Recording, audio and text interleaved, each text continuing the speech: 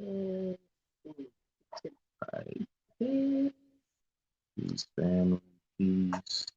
You want to pull it up on Facebook so you can see Okay. the comments. Sometimes you can't see the names.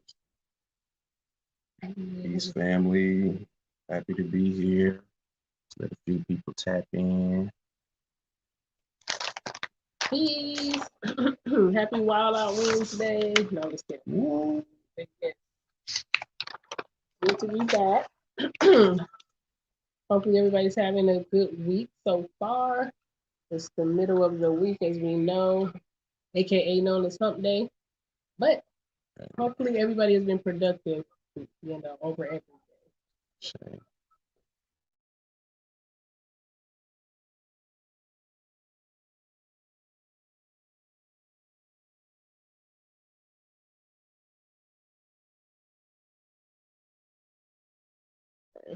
anyway, y'all give us a second. We're trying to get it out to everybody. Some people said they need personal invites. So we're going to personally invite some people. Let them Yes. tap in with us. All right, there we go. Hopefully, y'all can hear us well. But anyways, while I'm doing this though, we can do check-ins. Definitely that. That's one of the most important things of our sessions is checking in. Make sure we see how everybody's doing. So you want to start while I do Yeah, look sure, while I share. sure. I'll share So, this on yeah, I'm Facebook. feeling well today. Today is definitely a good day. This week has been a week for me, of course. Uh, but all is well. Very busy with the children, very busy with family life. But all is well. All is well. We try to stay busy with the children in school. Uh, so, I mean, the children don't let us miss a beat. So we stay active. Our hardest thing is trying to stay grounded with all this activity around us. So, but I'm good. I'm good, everybody. Happy to be here in this space with And me, well, this has been Black History Month, so that's been great with the students. They are really starting to grasp the concept. I mean, we do a 365, of course, but they're really starting to, be interested in all the fun facts about our historical people and those still living now. But yeah, but personally, I may have had a slip up or two this week. I'm not gonna lie, y'all. But you know, I wouldn't. you. You've been drinking? No, no, I need to be. That's the problem. But Let me anyway, take a but smoke. no, I spiritually I've slipped up. He's so silly. But anyway, yes. But I brought it back together, of course, from the, went and visited the tribe, and the children always bring, that extra enlightenment. And when we talk things out, it's always great. But hey, we got to be real. But everything's good. It's the week is rolling out well. You So had to put yes. some makeup on over here for my black eye. He did not. He wouldn't be this Uh, happy about it. I'm open, I've been healing, He's so. Native American. That's where the high cheekbones come That's from. Don't look. all right. But we're here today. Tap in, y'all. Yep, Tap tap in. in with us. So hopefully everybody got a chance to do the reading or listen to the audio, chapters 4 and 5 of the Spirit of Intimacy. These were, all the chapters have been good, but these two were really good, and they were very compatible with what Malidoma was saying in Ritual about how they go through initiation and just being in contact and what spirit means to them intimately. So that was very interesting and informative. Shit. Yeah, definitely. Especially, I think that's the fourth chapter where, again, we talked about intimacy and ritual and creating ritual space within your relationships and community and personal ritual space. And I think that if you read or went over this chapter and you read Malidoma's book previously, I mean, you understood it, right? So again, with the Guard people and with many indigenous communities, ritual is important in everyday life. So it talks about ritual even before you're born, right? So we'll talk all about that when we get there. But yes, it really resonated because we read the book Ritual, and I'm actually glad that we read it in this order, right? I'm glad that we Yeah, read that yeah. Ritual first, because everything she says really resonates now because he kind of went over some of the same facts, just about tribe life and the way they interact with each other, the way they interact with spirits, so on and so forth. And I'm glad she expounded on it even more with her stories and the personal story that she tells in this book. Mm-hmm. So I'm definitely excited for that. Yes, yes, yes. Let's see. Let me share it on Facebook real quick. Control V. Wow. I learned that from Freeman too. Right. Shout out to Freeman. We got a call. Yeah. All right, but how was your But week? How was your? You want to check in? yeah, Oh, I you did. It did. was good. It was good. See, All he right. acting abused, y'all. He need to quit playing with me. Oh yeah, I Anyway. forgot. No, All but right, what you? anyway, so this chapter starts off with, like Bomani said, how it's important for definitely intimate relationships to be connected to spirit, because we do have to understand that it wasn't us that brought us together. It was different, a multitude of spirits, not just one or two. But also, when they bring us together, we create another one. So a third one is actually born when two people come together, and that is even more of a reason to stay aligned, because these things and these principles and all of this stuff goes down the bloodline.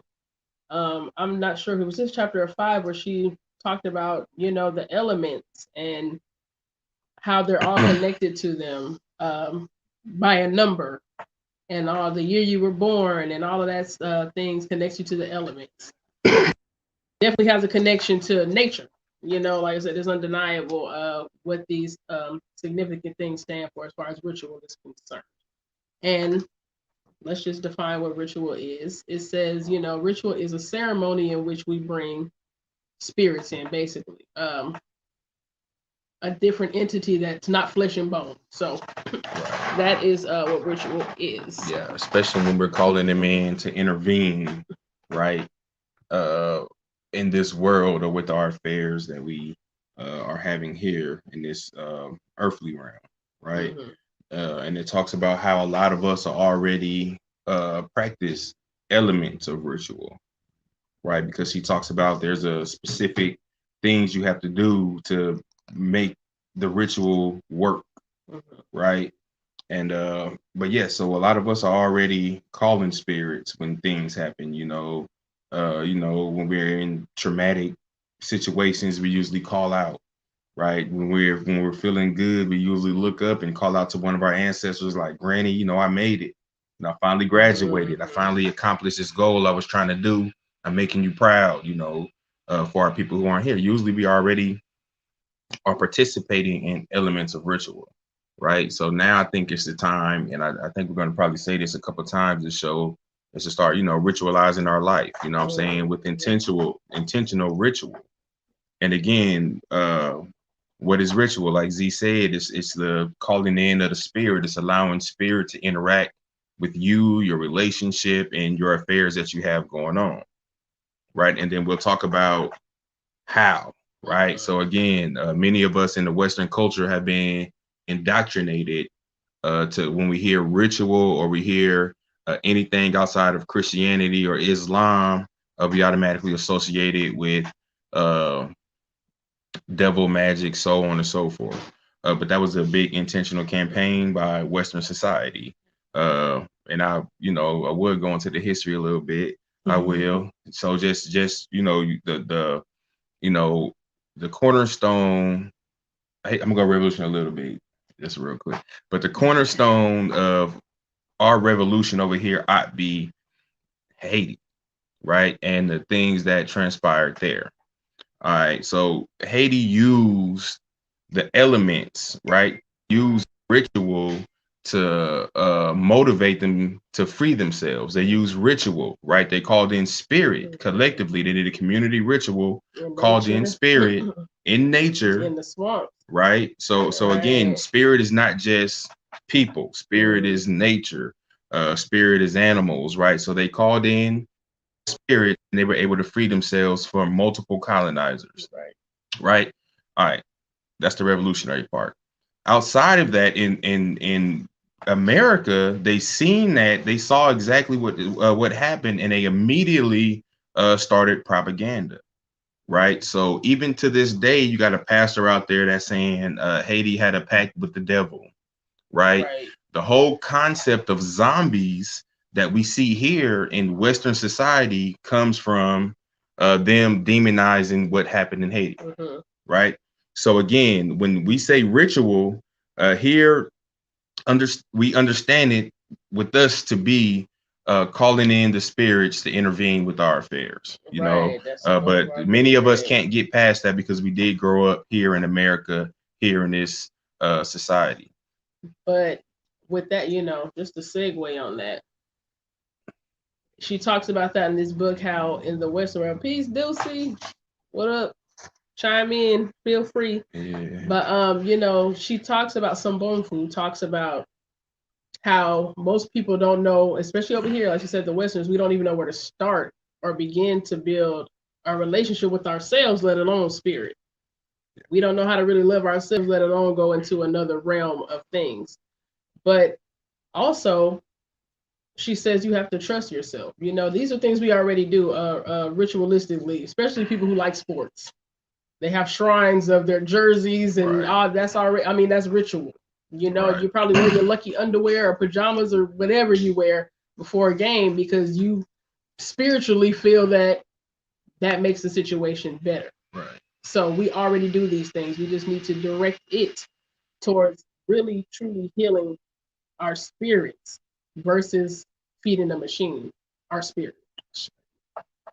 So again, for the people who tapping in right now, we're doing our weekly discussion. Our book is The Spirit of Intimacy, ancient ancient African teaching in the ways of relationships. Yes. So again, we on chapter 4 and 5. Right. So we just discussing, and the name of this chapter is called Ritual, the Call to Spirit. So again, we're trying to build relationships, we're trying to heal relationships, and the things that we've learned so far, Ducey, are that relationships are spiritual, right? The spirit usually brought you two together, right? And it's going to take some spiritual work to keep you together, to keep you happy, to keep you grounded. We talked about how within relationships, it should be a community effort, right? Your relationship should benefit the community.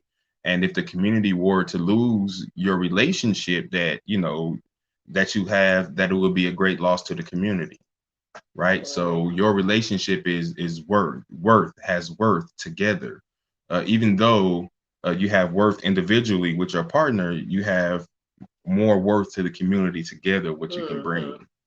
So those are just a few of the things just to catch people up if you tapped in on what we're talking about. So this chapter 4 is the ritual and the call to spirit. Because like I said, relationships are brought together in spirit. We are cultivate the spirit to keep our relationships, to help heal the wounds. And how do we communicate with the spirit? Are through ritual. Right. Let you slide it.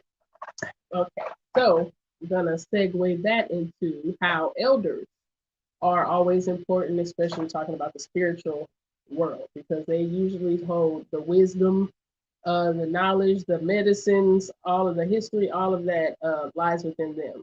And she talks about how her grandmother used to create situations for her and her cousins or brothers and sisters to where they had to do a ritual, but they had to know which one to do because they are different ones for different situations. And she also went on to compare it to, a child learning how to walk and a mother or father watching them fall, but encouraging them to keep going. So if they did get the particular ritual wrong for the situation, the grandmother wouldn't scold them or anything, but she always encouraged them to be creative.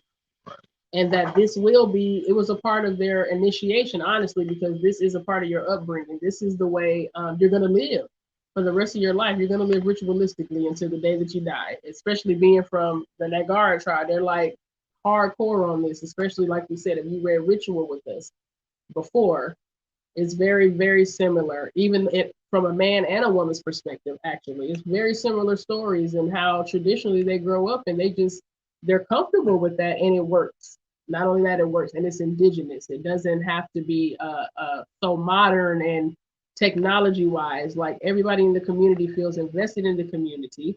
Like I said, they don't even have locks on their doors or barely have doors on their huts anyway, because we all trust each other. Nobody is gonna come and do anything. And if they do come and take your children, guess what? You won't be worried because there was somebody in the village. We talked about that last week, how it's not uncommon for them to take each other's children for days on end, and people not freaking out about it because they know that they're with an elder or another teacher or another uncle or an aunt. So the elders, like we said, they hold that knowledge and they keep everybody aligned from really birth when they're in the mother's womb, which we'll get to as well. But from birth all the way until they become an elder themselves. So yes. Keon, what's happening, Peace, brother? Keon. Good to have you with us. What's good? So again, man, we on chapter 4 and 5 discussing.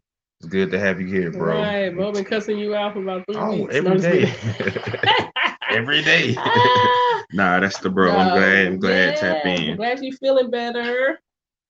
Yeah. So again, so the chapter 4 starts off with what is ritual. We discussed that it's tapping into the spirit, calling in the spirits, whatever those spirits may be, to intervene with your relationship, right? And again, recognizing the spirit not only in people but in nature and animals, and everything around you, and everything has a spirit. There's a spirit. So again, recognizing the spirit. Um, and she talks about ritual space. So again, a part of ritual is making sure that you have the space to do the ritual, and there are certain things that have to be done, right? So the first thing is having a ritual space. I'm saying, having a space or creating a shrine, uh, having a space to do your ritual. If it's, she talks about even as far as, couples doing their rituals, creating a circle of ash, so on and so forth. And she went into different rituals. But the basic aspects is creating a sacred space, right? Calling in, creating a sacred space. So that's your shrine, your area, your sacred space. And again, we may go on deeper into like ritual and sacred spaces, or you could catch us on our YouTube, on our Instagrams or something like that, talking more about it, or Facebook. But again, it's creating that sacred space, calling in the spirits, right? And stating your intentions, right? So those are three important things, the space, the calling in your spirits, and stating your intentions clearly. Oh no, and I was also going to say as well that there's more than one person involved, which she's talking about now, there will be. She says that only those people will know what's needed in the ceremony. Like there's nobody that'll be outside of the ceremony that will even probably give you suggestions or anything. Like you all will feel what is needed because every person, well, she described it as every person bringing an ingredient, and everybody, we picking which ones work best, and we all, making that ceremony happen with the necessary tools and words, thoughts, intentions as well. So only the people involved in the ritual should be the ones who or have a say so in what happens there. Yeah. So one thing, just to piggyback off what you're saying, is that she was talking about how rituals are not standardized, right? Rituals are highly individualized. That rhyme. Just a Jackson. No, in the rhyme. No, but seriously, so they're not standardized. So if you're doing community rituals and rituals that involve groups, it's a gumbo. Everybody brings their elements, like Z said, scientifically seeing what works and what doesn't work. Right. So again, and we kind of practice that here in Birmingham with our full moon ceremonies. Everybody bring a little something to the table. We make our sacred space. We invoke the spirits. We call them in. We set and say our intentions clearly, and we go through our ritual that we all created together. Yes, together, right. Right. And everybody bring their spice, and the more people that come, the more personalized it'll be because everybody is bringing a part of themselves, right? And we have to know that no matter how long we live, when you're in a ceremonial space, that'll never happen again. Not at that time, not on that date, not those people in that same space. Like it'll never happen again because this is a different point in time, space and time. Yes. So it's very sacred, which is her very utmost point is that ritual is nothing to play with. Yeah. It's very serious. It can backfire if you Yeah. do play around with. We all know. So yes, that is the most important point to get across. Keep it sacred. So how do you know your rituals are working? Right. So first of all, after you've created your ritual space and you've done what you needed to do, you have to. She talks about listening to your inner heart. Listen, right? The ancestors or the spirits that you invoke. And she said, even if you're trying to invoke one spirit, they come with friends. Right. They tell everybody, like, man, it's a party. I've been in. They be like, man, I've been invoked. Yeah. You know what I'm saying? My people need me. Just got a Y'all job, come okay. on, man. We Right. on. So again, that spirit comes with friends. And and again, if you listen within your heart, if you listen, you will get your answers, right? But you have to be able to listen deeply within. Right. And some of us have to listen, some of us aren't in tune and tapped in with the spirit like that. So some of us got to listen a little harder than others. Some of us, the message will be clear immediately. Right.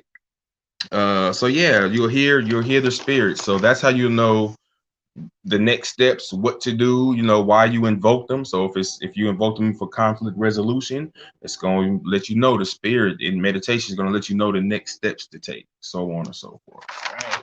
With that being said, I did want to read this little small section when you said that people who don't know what to do, they may not know what to do, how to do it correctly, and people who do know what to do, sometimes, like we said, a situation above our pay grade, we gotta kind of invoke from somewhere else. But she says here that we think that someone must bring a secret book of ritual recipes so that if we have a toothache, we go to page 129, read paragraph 2, and that will take care of it. When in fact, we ourselves are page 129 in paragraph 2. So it's already, like I said, the divine is already in you because you have all these ancestors inside of you. Like Bo said, they don't come by themselves. We know how black folks are. You tell one person, your cousin, or somebody about a party. If somebody tell us about something, we gonna call somebody, just one person, and we're gonna bring them along. So you have to be prepared for, and you have to be open for ancestors you don't know, spirits you don't know, because they are still there to assist. These are spirits that met in the spirit world that may not have known each other on this earthly realm, but they are more powerful to us. They joined what she talked about in the last chapters. They joined the plethora of spirits, and they're here to assist you. Right. One thing she also talks about, after we created our ritual, I'm gonna keep talking about the things to do to make the rituals happen, is that listen to yourself and trust yourself, right? Trust yourself and know that this is working. Trust yourself to know that the spirits will answer the call. Trust yourself, you know what I'm saying? Listen to yourself and it will be, right? So that's a big thing. So again, preparing our sacred spaces, setting up our shrines, calling in the spirits, and setting our intentions, and it, like I say, the more doing it with a committed group of people is even better, the community. And we have to do it even when we were reading the book Ritual. We have to make sure we're doing our rituals on a personal level, family level. Here is a new level that she brings, which is the couple level, and of course the community level. And as we get into the further parts, we'll talk about the children. Yeah, that'll be in the next chapter. I don't know. So you want to read the next? I mean, I don't know if you jump to that part. You want to read where she talks about the elements? Yes, I was there. All right, so definitely. Yes, the elements. I'm talking about Earth, Wind, and Fire, y'all. Yes, we are. Yes, we are.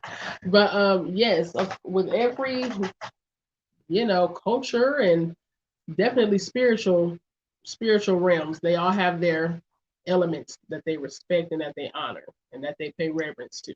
So the Dagara have 5 actually instead of 4. So they have the water, fire, earth, nature, and mineral. I love how she describes that they don't distinguish between blue and black. So she says, get a blue black candle. I'm like, oh, that's so black. I love it. But yeah, so they don't peace, auntie. But yes, they don't distinguish between blue or black, which I thought was really, really cool. But the blue black candle represents water. Um, Definitely the red represents fire. The yellow represents earth and the dagara. So usually, it's green. But the green represents nature and white represents mineral. So they have 5 different ones.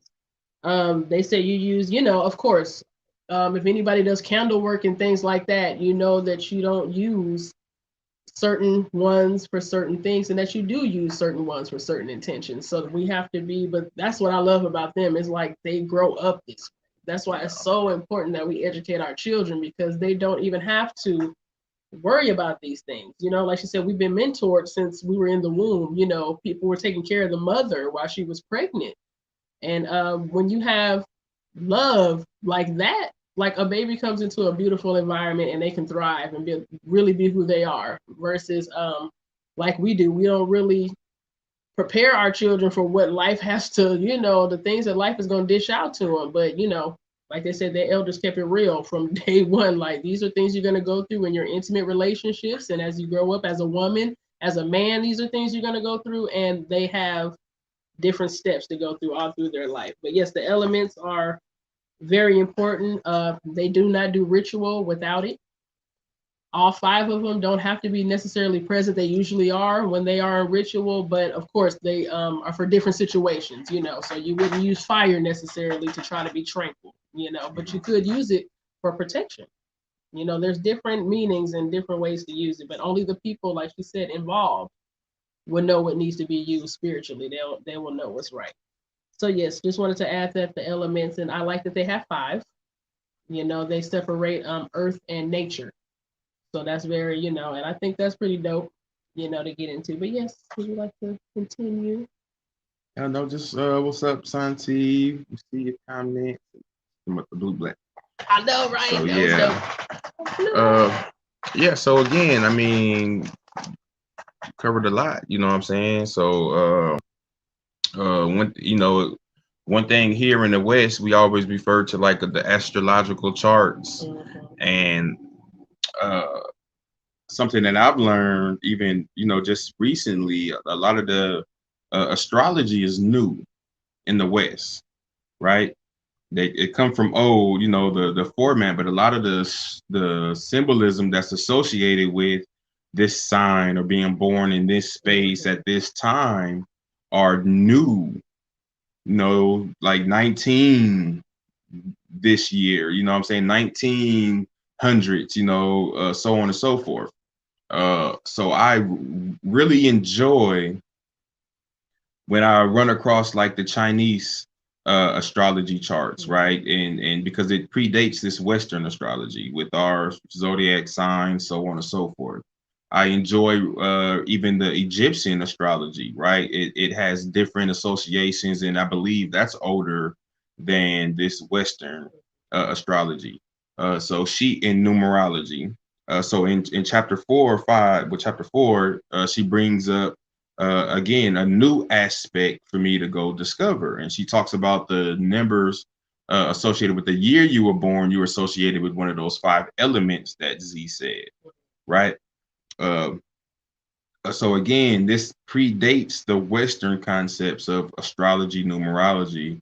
So I like to look into that and maybe mix that into some of our rituals, so on and so forth, Right. because I really love the indigenous way, of not the industrial way, right? A lot of this astrology is industrial, people making money off of it. It behooves them, so on and so forth. But yeah, just wanted to tap in with that and you know, follow up. So the next part is you want to. So you got your bookmark. Yeah, I just wanted to. Oh, before we got to chapter 5, I just wanted to tap into how you're so silly. How she says that people in the village, like you said, they're addicted to ritual. It gives, it's a type of high that we get from it, which is a good one though. You know, it makes you spiritually really feel good. So there's nothing wrong with that, especially if it spreads positivity to everybody. You know, we can deal with our problems even if they will come, but we know how to deal with them in a different type of way than a earthly being would, so to speak, because we had a higher frequency now. But she was talking about how in her village people stay away from emotion because they know it's just that. It's just an emotion, it's just a feeling, and it's not really anything that's really making or breaking your true purpose, or it's something that you really shouldn't let misdirect you from your purpose because it's just not for real. You have a bigger purpose than, somebody hurting your feelings or something. I don't know. But she says that everybody in the village is, okay with that. If you want to cry for a little bit, that's good. That's a good release. But you can't be in the hut crying for 3, 4, 5 days because, like she said, if you don't come out in the morning, somebody's gonna be knocking on your door like, "What up? Like, did you hear something sweet last night? Right. Or are you, not feeling well?" So that's the main thing. Is just to we can work on it. I've been trying to work on that myself. Like I said, I had some spiritual slip up this week, y'all. But you so silly. Spirits. Santi, wine isn't a crime. That rhymes. Indeed. It's probably at the wrong time. Right, wrong time. That was not the comment she made to me. She would not say that. But anyway, so I had some spiritual slip ups this week, but I had to come back and apologize. Like, that was dumb. That was just like nothing that's some stuff I was dealing with, and there's nothing, you so stupid. There's nothing that he could have really done to probably remedy that. But, our feelings are valid. That's something I respect between us. Like, it's not what we feel, it's how the other person interpreted it and how we can make it better the next time around. So yes, I am learning how to separate feelings from look. We got a spiritual job to do here. Spirit brought us together for a reason because we got some stuff we need to mesh. Hey, you laughing too hard over there, Santi. But anywho, but we have some, a spiritual job to get done, and it's bigger than me or you or the village. Is just bigger than that. So we are realizing that more and more and more every day. And these readings, I'm telling you for real, y'all, we got to get back to reading. I don't get even audiobooks, whatever, but the information is here. Like the information is here to make our quality of life a little bit better. And at the worst, we'll just be right where we at. You know what I'm saying? But you'll know more information. So, yes. All right. So 2 aspects I want to tap into, or one before we start talking about the children in ritual space. I don't know if you got a bookmark in there. Yep, right here. But she talks about, you don't know what I'm talking about. Stupid. It's right there though. But she talks about how a relationship. She talks about how relationships have to have room to grow. Right. Mm-hmm. And she talks about how here in the West that our relationships start off at the top, right? And if we're talking like the peak, our relationships start off at the peak. And here at the peak, we have no room to go to grow at the top. So we just and she talks about, I don't know if you find that part, but she talks about how relationships are not stagnant. Relationships are supposed to have growth. And it has motion, right? So if you start your relationships off at the top, as we do here on a grand high, in America with the big stuff, and this is our pinnacle of having a wedding and getting married. That's the pinnacle of your relationship. Versus their indigenous way, the Guard people. And I really like this, and I think that again, this resonates with our relationship. A lot of this stuff does, and I'm pretty sure as you read it, it will resonate with yours too. But wait. There's more. There's more. Okay. For free 99, I would tell you that if you start your relationship at the bottom, at the foundation, right, you have room to grow together, right? And that also means growing together with the community, and everybody arrives at that peak together, at our best selves together, right? I want to create a whole little lesson on that just by itself. Again, here in the West, we start our relationships on the peak. No room to grow, no room to move, no room to grow together. It's just we're here, we're married. Again, if you start at the bottom, start at the foundation, the two of you grow together. Right? You grow with the community. And when we finally do reach our peak, our best selves, right? It's with everybody here at the same time. And it feels good. It's kind of growing together. It's kind of like our relationship. You know, it was built from bottom up fashion. Right. You know, kind of like how we organize. Santi's funny, But but yes, yeah, I like the way she described too with the heel, like she said, literally. And we can relate to this, us who still like to roll down heels as adults. Santi, I seen you.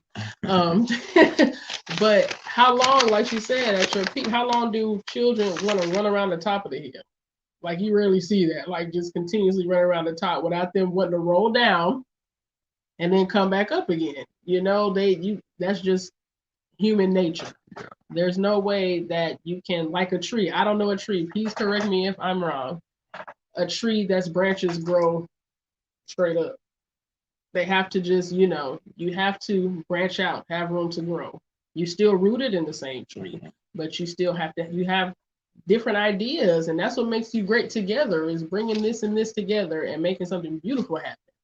So yes, you definitely want to piggyback on oh yeah, I had to definitely had to take some time and stop there and again, man, definitely create some discussion surrounding that because we are trying to heal our relationships here in the West, and we are continuously, and we'll talk about this in the next part, looking for our purpose. We're continuously looking for our purpose together. You know, why are we even together? What's our purpose? And when you find that purpose, right? Like I say in the book, when you find that person that's on the same life path as you, right, with with the same purpose as you, it works. It's beautiful, you know. But we'll get into that part next. that. Let's see what Right. Santi said. She said, "Oh no, she the tree expert. You know, she was gonna fact check. Okay. But true, good example, sis. You know, I love them She love trees. them trees, Y'all go hug a y'all. tree. Y'all go hug a tree. Right. Hug a tree for Santi.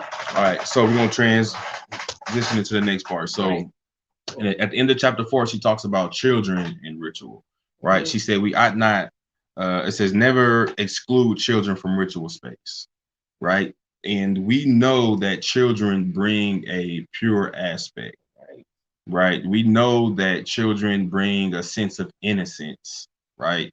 So having children in your ritual brings those elements, you know, makes your rituals even stronger. Right. You know, so one thing that again, I really want to start talking about that also because we hardly ever see children. Yeah. You know, we see well, yes. So again, we want Yeah. to That was good. no, yeah, again, Okay. because I'm working Working on on my. I'm stuff. not going to say I stuff out see loud you. that I I might. see you. But anyway, so bringing children into ritual, into your ritual space, allowing them to be there when you call upon the ancestors, allow or invoking the spirits, calling upon the spirits, allowing them to be there to state when you state the intentions and have them follow your lead, right?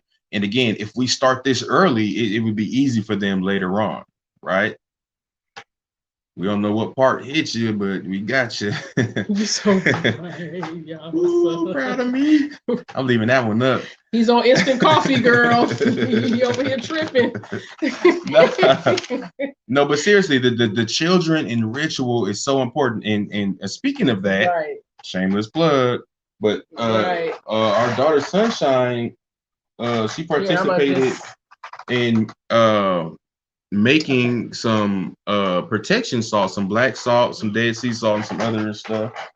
But she's making these pendants, and she did it ritualistically, and she made sure she set her intention. She invoked the spirits, and she actually put the work in on these. These are hers. Mhm. Um, so and she set up the altar, and she made sure she blessed it. She came today, and she did some stuff, right? And let me get this off, you know. So, you so. Let me put it back on one more time. Wow. No, but seriously. The children being in yes, that's Yeah. so important because it brings, like you said, the innocence. It brings it out of us too. That's what she says. Like when children are there, it's like we can't go wrong because Yeah. they kind of, they bring that innocent part that if you did mess up, you didn't even mess up Because they because trust you, they they trust, believe you, right, right? right. So again, making sure our children are involved. She said, I just told them about it. Not sure exactly, Mm-hmm. exactly. I'm just being silly. All right, let me put my serious face back on. Right. All right, so yeah, so children in ritual. We need to start talking about it, start showing our children instead of, a lot of times here in the West, our ritual space, and I've seen it, you know, our ritual space is our private space, it's our time alone. It's like, I don't want to be bothered. I'm finna go ahead and do my meditations. I'm finna light my candles. Y'all go on about y'all business, right? Versus inviting the children in, saying, you know, have a seat. Right. This is what we finna do. We're gonna do our ritual this morning. Right.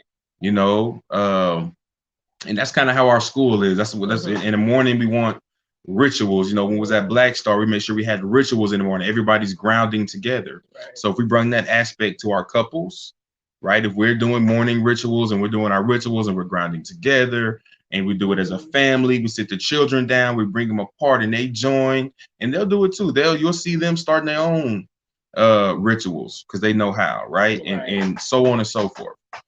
So again, the children, and if y'all know us, you know we have a thing for the children. That's you know we will never not talk about the children. We'll never not put the children where they need to be at the top. Sorry, y'all, I'm pressing buttons. Okay. Yeah. So chapter 5, lead us in. Okay, chapter 5, titled "Born to a Purpose." So here she gets into still, you know, she segues from the other chapter with the children.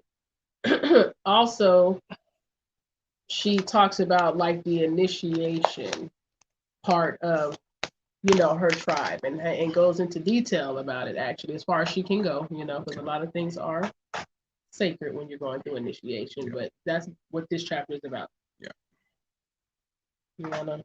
Yeah, I started off. So she again, I mean, she told us a lot, you know. So again, one thing that we hear in both of these books is that we have purpose. Each person has a purpose in this life. Each couple has a person. Each couple has a purpose.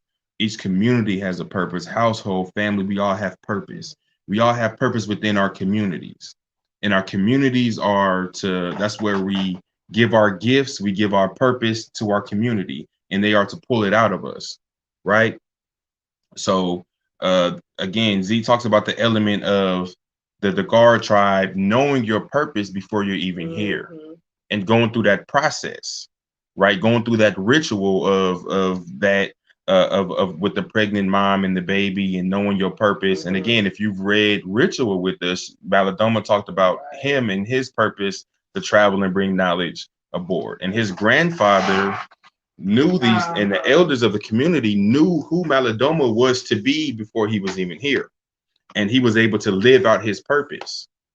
And with knowing your purpose before you're even conceived, what the elders would do is start to prepare that path for that child, right? So if that child's purpose is to be a traveler, you would teach that child traveling things. You would teach that child about geography. You would teach that child about places. You know, you would teach that child about how to speak different languages or how to communicate with people, so on and so forth.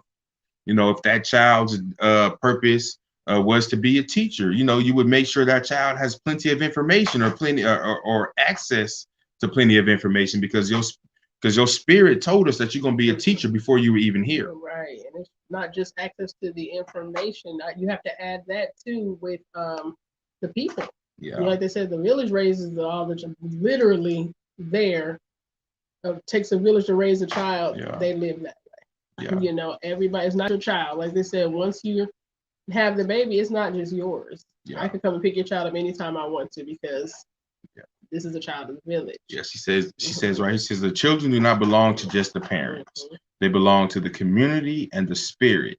They just use the parents, right? We're just the portal. We just brought them together, but they're not just for us. They are for the community. They are part of the community. They are to benefit the community. Right. They are spirit.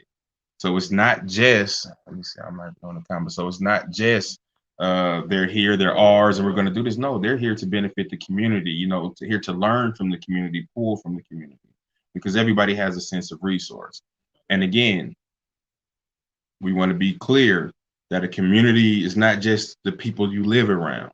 And we went over what a community is. So again, when I say our child is a child of the community, it's not just everybody, it's certain people, right? It's people, it's certain people. We went over that. I just want to make that clear. You don't let your children go out there and just be with everybody because everybody ain't they community. live next door or across the street or around the corner. Like, no, you have to. That's what she talks about. Only the people in that ritual can decide what happens there. Yeah. And what doesn't happen. So we ain't doing rituals together. I ain't trying to. You can't even see by my kids. We ain't even tried. We can't get in these spaces together. Yes, but I do want to kind of. Oh, no, that's it. I did kind of want to hit on. It's called the hearing ritual. Yeah. Where the mother is pregnant and the shaman, like Maladoma's grandfather was a shaman. So he was able to actually, that was dope too. He was actually be there for his grandsons to talk to him through that spiritual portal anyway. But she, it's described exactly the same, which I love about that. So every child in this tribe has gone through this initiation where the elders are there. There's someone there playing the drum as well. And they speak to the womb, to the child inside of the womb, and ask them, what is your purpose here? Why do you want to even come to this world? And what are you going to do when you get here? Yeah. And then the child then responds in their mother's voice. Yeah. Like Maladoma described he did, and during his initiation, he went back and was like, where the heck am I? But like he said, I'm speaking, but why is my mom's voice coming out? Yeah. So this is a normal thing for them. So they speak their purpose in their mother's voice. Basically. And she said, they can even describe a rock and not necessarily tell you what they're going to do, but they can describe a rock that's maybe under how would you say it, the baobab tree? Yeah. And they will go out and look for this rock, and that stone or the rock will tell them everything they need to know about that child. Throughout their lifetime. Yeah. Yes. So that's a spiritual moment. If more of us had that during our, childbirth, which a lot of mothers are doing now, kudos. Delivering our own babies, having doulas and midwives again, that's great. So the love needs to be there. A child comes in feeling love. So yeah, if just to piggyback on that, if we go, I forgot what I was gonna say, but dang, I lost it. But just to no, because you're just gonna go on to the next thing. But just the hearing. There's another aspect to that also. So at the same time that the child is speaking through the mother. And I know what I was gonna say, but I'll get back to that. So again, there's another aspect to that later in life where the child or the person who spoke their purpose in the womb goes back to the elders, and they have to remember their purpose, right? They have to speak their purpose again to make sure that they are on track, right? To make sure that we are putting you on the right track. So like Maladoma said, he had to go back and remember him speaking in the womb through his mother's voice, right? So there's another initiation. Make sure everything is good. Make sure on your path. Make sure you know your path, right? I guess this is around when they're a teenager, like 16 or so. Yeah, I'm not sure. We'll fact check on that. Yeah, that's the initiation time. But yes, that's and the other aspect is that if we did know a child's purpose before they got here, imagine how we can prepare for them.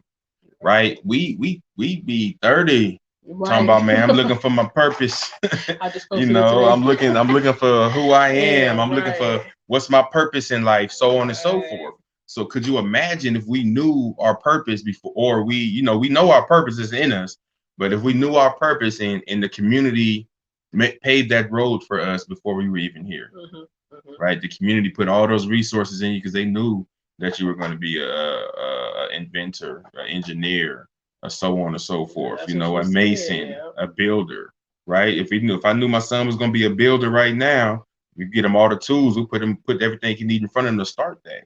But again, we're looking for our children's purpose. We present them with many things to see what their purpose is, to see where they want to go in life, right? But if we knew, it'd be a little bit different. Or if we asked. Instead of trying to force them, you know how we can get y'all as parents. So we have to, like I said, the Dagar, that's a good thing too. They really respect the spirit that way, because it's like we have to respect this. I know this is an unborn child, but they have a spirit inside of them that has something to say. And the elders are closer to that spirit world, which is why they are needed during that ceremony particularly. Because like I said, you want to respect spirit. That baby is a spirit, whether it's on this earthly realm or inside of the womb, and that's the most purest places in the mother. So And it's our duty. yes. It's our duty to create the foundation because we have bought this spirit into this world. We have bought this child in this world. So it's our duty to create the foundation for this child to thrive in their purpose, right? And a lot of this stuff we're saying about the children, like again, we talk about shadow work and your inner child, that applies to you also. You know, trying to find your purpose and laying a foundation so you can complete your mission, right? What is our purpose? What we doing here? What am I here for?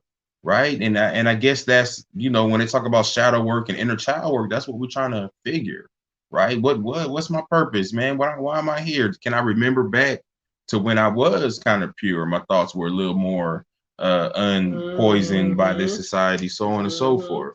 You know, so that's what we be searching for as adults when we're talking about we healing and so on and so forth. That's interesting. I want to read this part too. She says, up until, no, this is because growing up is a process of forgetting.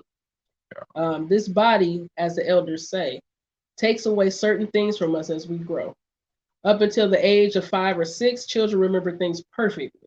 But after that, something starts to happen in the body. It makes them forget. Yeah. Yeah. And that they did a whole movie about that. And it's called Baby Geniuses. And it's so One funny. of his favorites. I do like that movie, but the babies communicate with each other, right? And they know they in the movie they know the key to life before they turn a certain age, and it's before they start speaking. And once they start speaking, they lose their memory of like what the key to life is. And again, these movie producers are vampires and they suck from culture. So again, they got this from you know us, right? So again, that's a real concept. And as we know, as teachers, we know, you know, we talk about as African centered teachers, we talk about the purity of a child and how it gets lost in the sauce, especially when you talk about public school or the public food system, right? So again, like when you talk to a child that's just going to school, it's their first or second year, they so bright, so lively, they want to learn, they asking questions, everything when you speak with them. You know, they can't wait to get to the school bus, to start their day, so on and so forth. By that time that child's in third, fourth grade, they lose that zeal. You know, they're like, oh man, I gotta get up for school. And their little brother, little sister, like, yes, let's go, right? It's because they again we're not it's not spiritual, we're not tapping into that child's spirit, right? The child's not even allowed to ask 100 questions a day in school, right? But as a parent, you know, as a homeschool teacher, that child is allowed to explore, ask some questions, ask as many questions as you want, because we're going to be researching together too. So you keep asking them questions, we're going to keep researching. So again, that's not allowed in the public food system. So that child loses their love for learning. Because it's been stunted, yeah. Because it's been stunted. It's not their spirit hasn't been spoke to as it relates to learning. Right. So they're like, you know, school is, you know, they go through the phases of getting school over with versus loving it, learning, ideas, sparking new ideas, and so on and so forth. I'm gonna leave that there. But again, the children are important, are one of the most important parts of even our purpose. Once we have children, part of our purpose is keeping them safe, keeping them fed, keeping them sheltered, you know, keeping their spirit cultivated also. And preparing them, right? Like you said, how can a child thrive when the parents don't know their dang on purpose, let alone how to instill that into the child. You know, learning things that don't have, like I said, not tapping into their spirit. So, you know, it becomes kind of a dull thing, as we know. But we're gonna jump into like you were saying, the astrology part. Me personally, you know, the doggone tribe, they're excellent at that. Like you said, stars are still popping up that they talked about way back when, you know, that don't even exist yet, but they will come, you know. And she says how important that is in their village. You know, we over here in the Westerners, we love the zodiac thing too, but like we said, it's been watered down the way we have it now. You know, when it was back in the indigenous, it was very much connected to nature because they respect nature. The people who kind of write this stuff now, they really don't have a grasp of what spiritually being connected to the water and the fire and the earth and all those things mean. But yes, just here she talks about you know, the elements and your element year that you were born in has a lot to do with your purpose, number one, and it has a lot to do with the selection of your partner. So the elders take this definitely into account. They've been through it as well, so they know the ins and outs of it. But this is something they continue to do to this day. Is, like I said, the year you were born is one of the elements, the elemental years. And we're gonna share this fun fact, and y'all get ready. So they have two numbers per element, if I'm not mistaken. But here we go. So if your birth year ends in 0 or 5, you are Earth person. That's Earth years. So if your birth year ends in 0 or 5, you're Earth baby. If it ends in a 1 or 6, you are a water baby. That'd be me. I was born in '86. 2 and 7 are fire years. So if your birth year ends in 2 or 7, you're a fire baby. 3 and 8 are nature. So 3 and 8 are nature babies, and 4 and 9 are mineral. And again, like she said, this has everything to do, not everything, but a majority to do with their purpose they're going to walk in life, and the purpose they're going to walk with their partner and the selection of that partner. Yes. So Yeah. Yeah. So I mean, it's a perfect segue into the partner aspect. So again, it says how we hope that our partner was born on the same path or similar paths as you, right? Because if they're not, it's going to show on an intimate level, and it's going to show on a community level. Of course, you're a nature baby. Of course. So again, if what I just say, so if our life paths are on different paths, it'll show in our relationship. It'll show in our community, and we know people who are on two different life paths, but they're forced together and they're miserable, so on, things like that. Me and Z have similar life paths, or we've grown into similar life paths. We both are teachers, we're educators, community activists, and these are things that we love to do together. You know, we want to see our people free by any means necessary. So these are things that our paths are similar with that. You know, we're both fighters. You know, we're gonna fight. If people know us, they know what up. You know what I'm saying? But we are also balanced and try to be balanced, right? Right. But again, just no, go ahead. No. Please, but just finding people, or it's important to have a person that complements, you know, complementary, as Baba Baruti and Mama Ya speak of. It's important that they're complementary with each other, right? So again, it's you know, we're talking about purpose, we're talking about spirit brought you together. Let's cultivate that spirit. If something's going on there, let's consult the spirit to try to get back to who we are. You know, I mean, get back to to our purpose. Right. And I just want to say, this is why having elders is so important, because they're not, especially in this tribe here, they're not gonna put two people together who they feel, or they're not gonna bless that union. No, they're not. Right. And that's because guess what? The village has raised this child, remember? So I've raised you and her, I know or her and him from since y'all were babies, and I know what's gonna work and what's not, how y'all are compatible or how you're different, you know. So that's why it's important to have a village around you. So we can have success, you know, instead of going through these motions and trials and boyfriend after boyfriend after boyfriend, and girlfriend after girlfriend after girlfriend, and trying to figure out what's wrong and where we went wrong. And, you know, we got to get back to, for real, tapping that spirit, man, and listening to your conscience. Because we know when stuff ain't right. We just know, because we got spirit inside of us.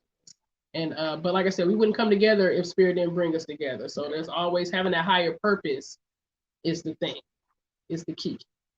So just to add to that, we kind of, like I say, again, if we know a person, because like Z said, the community has raised this child, the community has raised this child. I know y'all. You know what I'm saying? I know y'all. So again, if me and Z are spiritually attracted to each other, guess what I can do? I can go to the community and say, you know, tell me about Z's spirit.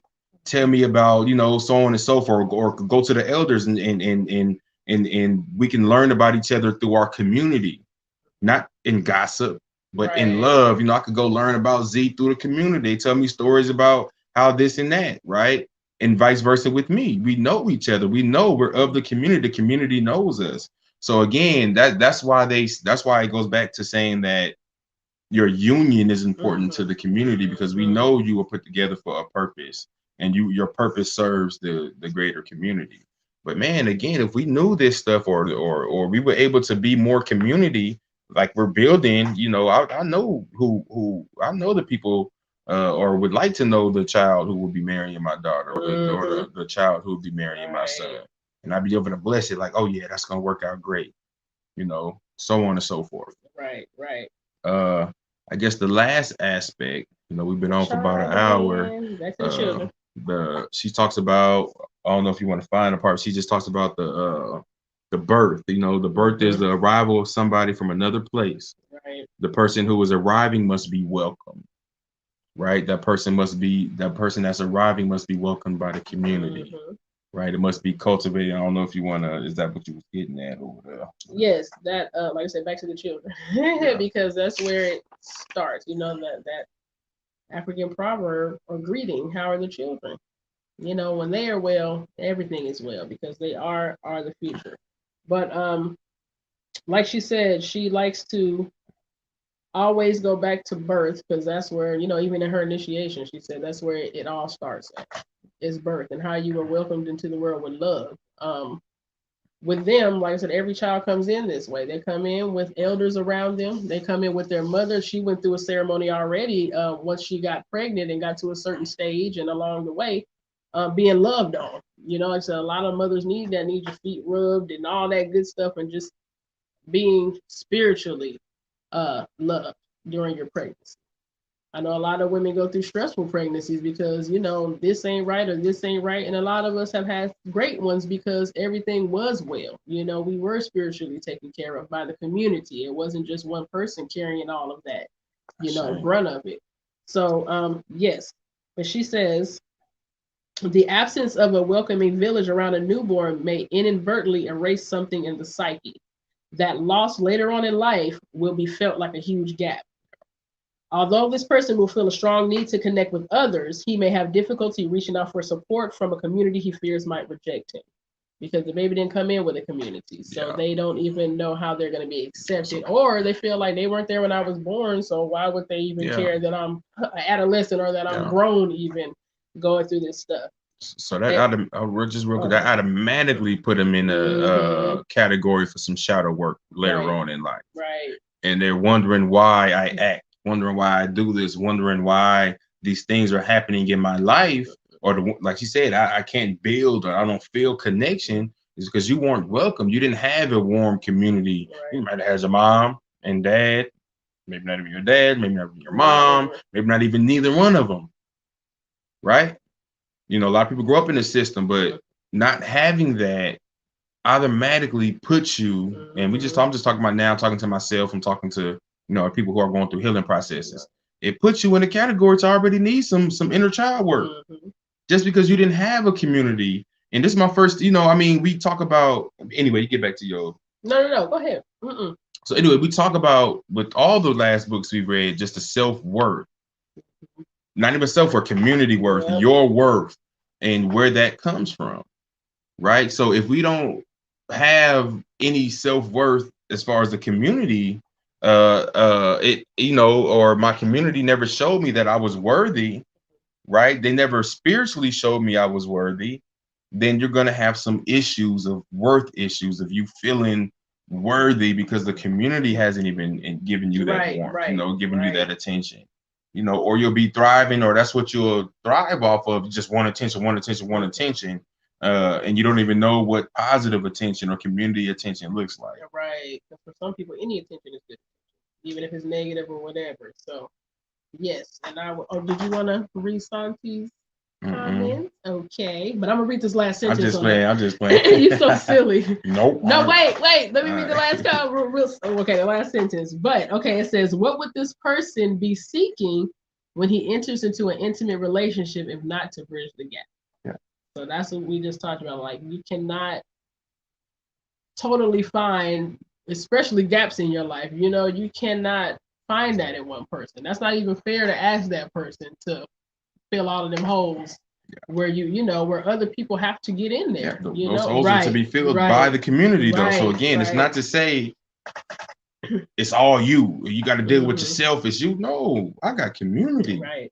My sister and brother finna fill me up with this over here. Aunties and uncles finna fill me up with this. They finna physically, So again, it's the community who makes you and gives you your worth. You don't have to do it by yourself when you have a community. And if you don't have a community, join ours today. Right. Crescent Cultural Center. Yeah, I say the New African Nation. Right. So I'm gonna read Santi's kind. I ain't gonna be a hater, but I do wanna. Oh my God. I do want to put this back up one more time. Wow. Santi. She said, "Proud of you." Boo. She forgot an O on there. I see. All right. So, have to correct you on your spelling again, sis. You forgot an O on there. Right. But yes. Okay. I'm just going to take a moment and say how beautiful my sis is looking tonight. Thank you, girl. I'm glad I could wear your earring tonight. I ain't want you to come get me. So, it's hanging up. But thank you. That aura is litty. Ashe. That's what that means. I love you, girl. You better come down here tomorrow. You better quit lying. Bring your butt down here. Yes. But, so y'all, look, again, we've all been here or done that. Like she says, there's no way that you can meet a person in your adult life or teenage life or whatever from a loss that you felt since birth. Like I said, you felt it since birth. You never even met these other people before. At birth, these people were like, not even, spirit wasn't even trying to bring these people around you at that point. But you can't, like I said, you have to do some inside work, and inside of you are your spirit guides, are your direct lineage. You know what I'm saying? There are people who, like I said, they bring people. Be open to that. Don't just be stuck on your direct all the time either, because everybody is not a great person, but we also have those great people in our lives that were connected to other great people who were in their lives. So you have all of these spirit guides behind you. Yeah, just call out. Yeah, like she said, set your attention. I like how she put it with the unemployment. Like she said, we always talking about the unemployment in the world. She said, but what about the spiritual unemployment? Because we're not invoking them. Say, you got spirits just sitting there, waiting in the to be unemployment line. Okay. Just waiting to be invoked. That's why they call folks with them when they. That's why they've been sitting there. They're so like, man, we ain't finna pass up this opportunity. Yes, but like she said, they won't intervene. They love to intervene, but they're not gonna do it unless you call them. They're not gonna do it. So let's be mindful of that. Let's think about that in our head, that our ancestors and spirit guides sitting in the unemployment line, sitting in some folding chairs. Just like, ooh, like waiting for you to call upon their name. Man, really, right? Really. So let's do it. So that's a good. Oh yeah. So that's a good ending right there. I see you flip. Hold up. You're still flipping, y'all. It was just one last thing to be said, especially for parents. Thing. No, this is helpful for parents. She's talking about a balance, the intimate relationship, especially when a mother is pregnant. You have to build that spiritual relationship with your child first inside of the womb. Once the child comes out, there's another relationship that has to be built there on the earthly realm. The mother has to do that and the father has to do that individually, and they have to do that collectively. And she says when there isn't a balance in the relationship and too much energy is going either way, somebody feels left out. Yeah. If we're not kicking it and then we all up in there playing with the kids, you know what I'm saying? That it has to be a balance there. Yeah. Because in the end, it's really going to interfere with that child's upbringing. Yeah.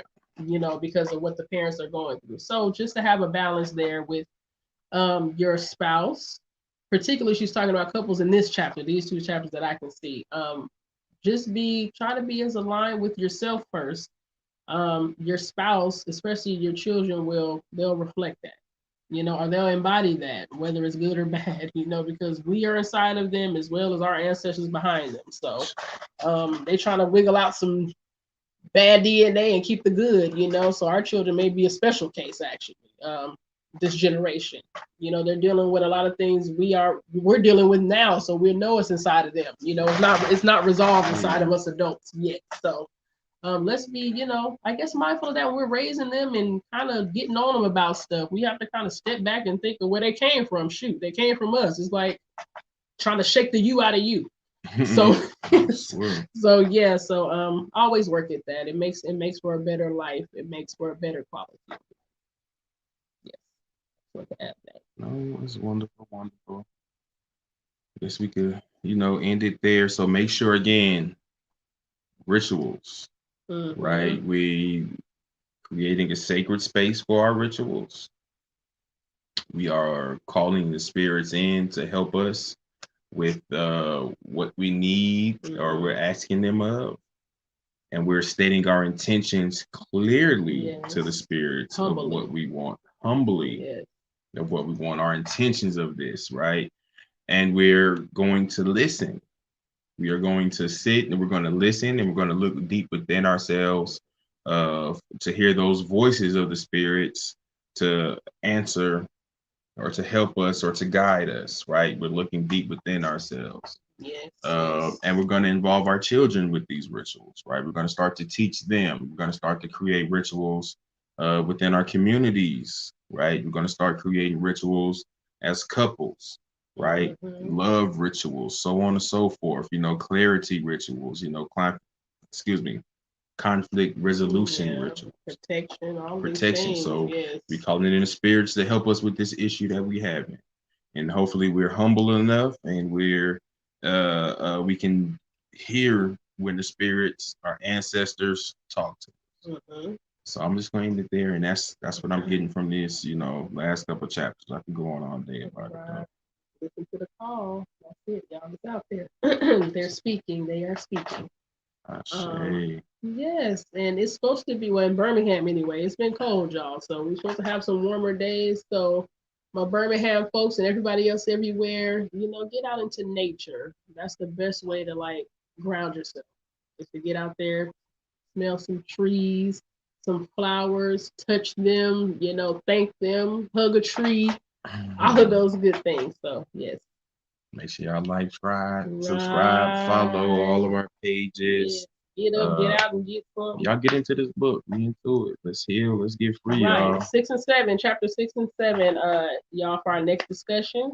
Thank y'all for joining us, Santi and Deucey, Keon. We appreciate y'all so much, and we will see y'all next Wednesday, 7 p.m. Central.